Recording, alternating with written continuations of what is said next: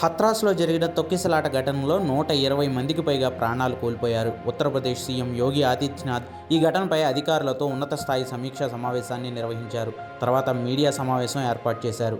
ఇప్పటికే ఏడీజీ ఆగ్రా ఆధ్వర్యంలో సిట్ విచారణ జరుగుతుందన్న యోగి ఆదిత్యనాథ్ ఈ ఘటనలో అనేక కోణాలు కనిపిస్తున్నందున రిటైర్డ్ హైకోర్టు జడ్జితో న్యాయ విచారణ చేయిస్తామని ప్రకటించారు.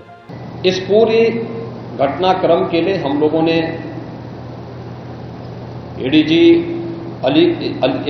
आगरा की अध्यक्षता में एक एसआईटी गठित की है, जिसने अपनी प्रारंभिक रिपोर्ट दी है और इस घटना की तह में जाने के लिए उनसे कहा गया है। बहुत सारे ऐसे पहलू हैं जिन पर जांच होनी बहुत आवश्यक है। अब तक प्रथम दृष्टिया जो थी हमारी कार्रवाई ये थी कि राहत और बचाव के कार्य को आगे बढ़ाने के बाद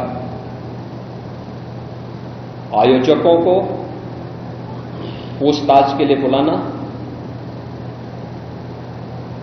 घटना के बारे में, हादसे के कारणों के बारे में उनसे भी पूछताछ करना और फिर घटना की लापरवाही और जिम्मेदारों की जवाबदेही भी इसके लिए तय करना, जिसके लिए पहले से ही एफआईआर यहां पे दर्ज हो चुकी है। इसके लिए कार्रवाई आगे बढ़ रही है।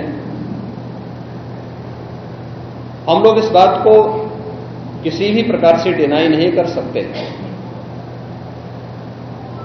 कि इस प्रकार की घटना केवल एक हादसा नहीं होता है। अगर हादसा भी है तो उसके पीछे कौन जिम्मेदार है, और अगर वह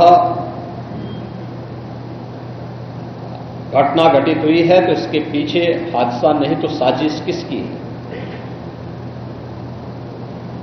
कौन इसके पीछे है।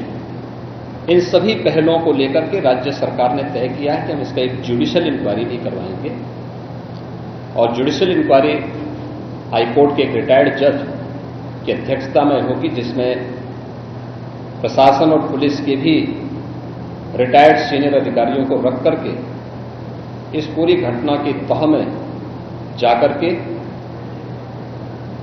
जो भी इसके लिए दोषी होगा उन्हें इसकी सजा देना और इस प्रकार की घटना की पुनरावृत्ति न हो,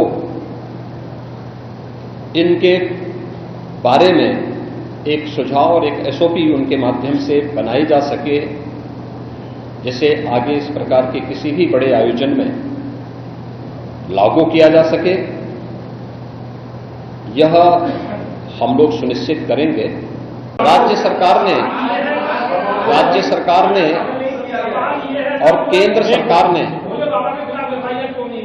देखिए कि एफआईआर एप्लीकेशन परमिशन के लिए जिन लोगों ने दी थी, प्रथम दृष्टया पहले एफआईआर उनके खिलाफ होती है और इसके बाद फिर उसका दायरा बढ़ता है।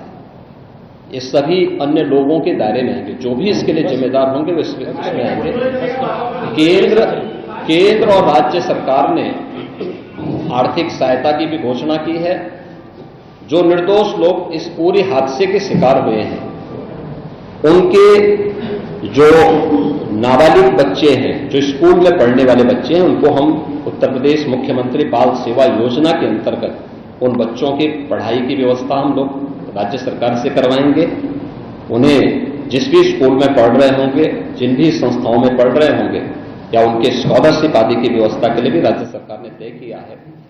और प्रत्येक मृतक के परिवारजन को भी केंद्र और राज्य सरकार मिलकर के 4 लाख रुपए की सहायता और गंभीर रूप से घायल व्यक्ति को 1 लाख रुपए की सहायता दे रही है। धन्यवाद।